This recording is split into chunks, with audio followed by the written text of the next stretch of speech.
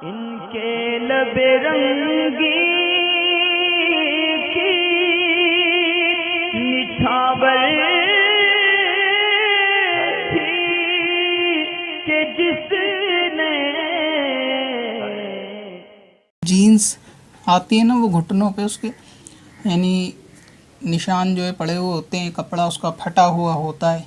तो ऐसी जीन्स में नमाज पढ़ते हैं तो जब कायदे में बैठते हैं ना, तो इसमें घुटना नज़र आता है, यानी पूरा घुटना खुल जाता है कायदे में। तो कपड़े पे निशान पड़ा होता है कटने का, लेकिन जब बैठते हैं तो कपड़ा थोड़ा चिर जाता है, तो ऐसी सूरत में घुटना नज़र आ जाता है। और ये दोनों घुटनों पर होते हैं, यानी ये फटे हुए निशान, और अंदर उसके कपड़ा मौजूद भी जीन्स में नहीं होता। बाज़ कपड़े ऐसे होते हैं, तो इसमें नमाज हो जाएगी या नहीं होगी। तो अगर किसी शख्स का नमाज में कायदे में बैठते वक्त या रुकू करते वक्त उठते वक्त घुटना नज़र आ जाए, या ये कहें कि दोनों घुटने भी खुल जाएं, तो ऐसी सूरत में उसकी नमाज जो है वो अदा हो जाएगी। यानी घुटने मुकम्मल यानी पूरे खुल जाना भी फासिद नमाज को फासिद करने वाले या मुफसिदात नमाज में से नहीं है। लिहाजा ये एक सित्र के चौथाई हिस्से को कवर नहीं करते।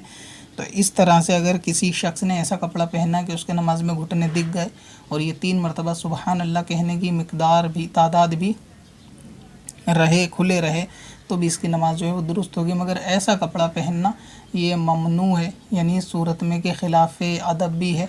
और ये कि नमाज के बारे में ज़्यादा एहतराम करना चाहिए नमाज का। दूसरा ये कि फ़ासिकों का लिबास है, फाजिरों का लिबास है। इज़्ज़तदार लोग इस किस्म के कपड़े के जो फटे नूचे हों, जिसमें आदमी पहनने के बाद भी भिखारी मालूम हो, तो इनसे बचना चाहिए। जो मुकम्मल सिले हुए कपड़े हों अदब के दायरे में, उसको पहनना चाहिए। और मुसलमान को ये चीज़ भी ज़ेब नहीं देती कि इस तरह के यहूदी और नसाराओं के लिबास को, फटी हुई जीन्स को, या इस किस्म की जीन्स आजकल आती हैं कि जिसमें बहुत सारे कट लगे हुए होते हैं आगे पीछे से, तो इनसे जो है वो परहेज़ करना चाहिए, पहनना नहीं चाहिए। इनकी तरकीब नहीं है पहनाने की, मगर ये कि नमाज अगर पढ़ेगा और घुटना दिखेगा तो नमाज हो जाएगी। पत्थर में असल